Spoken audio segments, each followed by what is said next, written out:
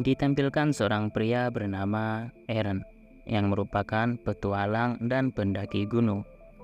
Eren berniat menghabiskan liburan kali ini dengan berpetualang ke suatu lembah bernama Blue John Canyon. Terlihat dia sedang mengemasi makanan dan perbekalan yang nantinya akan dibutuhkan. Eren memulai perjalanannya dengan mengendarai sebuah mobil, meninggalkan sibuknya perkotaan dan ruwetnya kehidupan. Perjalanan itu dilakukan seorang diri, tidak ada seorang pun yang dia kabari, entah itu keluarga, istri, atau sahabatnya.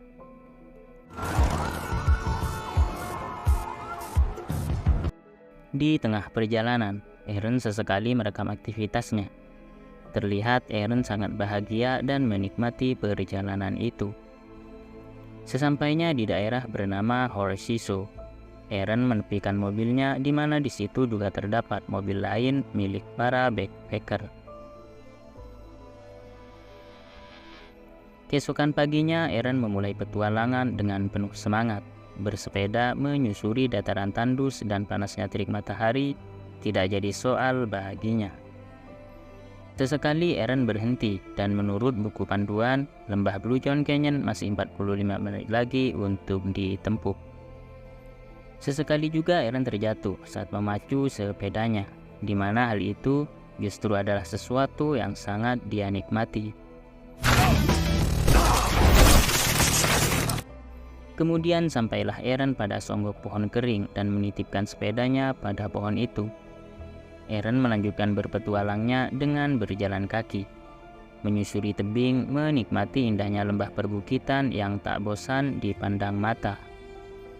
Di tengah perjalanan itu, Eren melihat dua perempuan yang sepertinya sedang tersesat. Dua perempuan itu bernama Megan dan Christy, dan setelah membaca peta yang mereka bawa, Eren menawarkan untuk mengantar mereka ke tempat yang ingin mereka tuju. Sejenak dua perempuan itu merasa ragu, namun akhirnya mereka percaya bahwa mungkin Eren memang bisa jadi petunjuk jalan. Eren bercerita bahwa dia sangat tahu lembah itu. Lembah Blue John Canyon layaknya rumah kedua baginya. Dia lalu menawarkan pada Megan dan Christy sebuah jalan yang bisa mereka tempuh dengan waktu yang lebih cepat. Jalan itu berupa celah tebing yang cukup sempit untuk dilalui. Singkat cerita, saat mereka mulai melewati celah tebing itu, Eren pura-pura terjatuh yang ternyata di bawah sana terdapat sumber mata air yang sangat jernih. Mereka pun bersenang-senang menikmati sensasi danau kecil itu. Everything will be okay.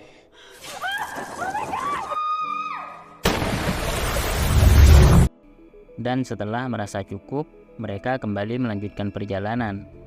Sampai pada satu titik mereka harus berpisah, karena sekarang jalan yang harus mereka tempuh berbeda. Tomorrow night we're actually seriously throwing a party. Eren melanjutkan perjalanannya melalui dataran lembah itu. Hingga pada satu titik saat dia melewati tebing, Eren berpegangan pada sebuah batu.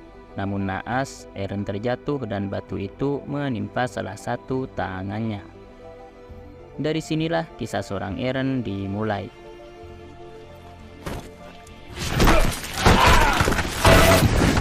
Terhimpit batu di antara celah tebing, jauh dari keramaian manusia. Nyaris tak akan ada siapapun yang bisa menolong Eren. Seperti semut kecil yang tak berdaya di hadapan dunia. Eren mencoba mengangkat batu itu dengan satu tangannya. Namun meski dia berusaha mengerahkan semua tenaga, seakan tak ada tanda-tanda pergerakan dari batu itu. Seakan batu itu menghimpitnya dengan sangat kuat.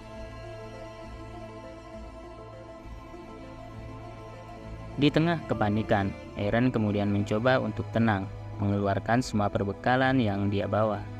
Di antaranya adalah sebuah pisau serbaguna yang dengan pisau itu, Eren mencoba mengikis batu tersebut sedikit demi sedikit.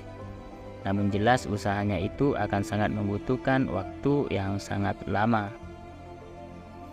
24 jam sudah dia terjebak. Semua usaha yang coba dia lakukan nyatanya tak membuahkan hasil apapun. Eren kemudian merekam keadaannya saat ini yang sedang terjebak di antara celah tebing. Lewat rekaman itu, Eren berpesan agar memberikan handycam itu pada orang tuanya bagi siapapun yang menemukan nantinya. Pada hari kedua, Eren membuat tali katrol lalu mengikat batu itu dengan tali statis yang dia punya. Mencoba mengangkat sekuat tenaga batu itu. Namun lagi-lagi, sekuat apapun tenaga yang dia kerahkan, usahanya tetap saja sia-sia. Bummer all day. I tried to set up. Pada hari ketiga, saking frustasinya, Eren mencoba cara lain, yaitu dengan sangat terpaksa dia ingin memotong tangannya sendiri agar bisa lepas dari himpitan batu tersebut. Sambil merekam, Eren mulai mengiris-ngiris tangannya sendiri, namun di luar dugaan. Ternyata pisau serbaguna itu sangatlah tumpul. Dia mengeluhkan barang murahan itu, mencurahkan keluh kesahnya, lalu teringat akan masa kecil bersama orang tuanya. Hingga pada akhirnya, Eren kelelahan dan mulai tertidur. Saat malam hari, tiba-tiba terdengar suara gemuruh dari langit yang membuat Eren terbangun. Dengan cepat air hujan turun mengaliri celah tebing di sana, membuat Eren nyaris mati tenggelam. Namun keajaiban terjadi. Saat Eren mulai tenggelam, dengan mudah dia melepaskan lengannya dari himpitan batu tersebut. Dia bergegas keluar dari tebing itu, berlari secepat mungkin menuju mobil, meninggalkan lembah menuju rumah seorang perempuan untuk meminta pertolongan. Diketahui bahwa perempuan itu ternyata adalah istrinya. Namun karena suatu pertengkaran, mereka memutuskan untuk berpisah. Istrinya menolak membantu Eren sembari menutup kembali pintu rumahnya. Eren terus memohon, dan seiring dengan teriakannya itu, Eren terbangun dari tidurnya. Ya, ternyata semua itu hanya mimpi dari kefrustasian dan rasa putus asanya. Hari pun sudah memasuki hari keempat, yaitu hari Selasa. Eren kembali membuat dokumentasi dengan handycamnya.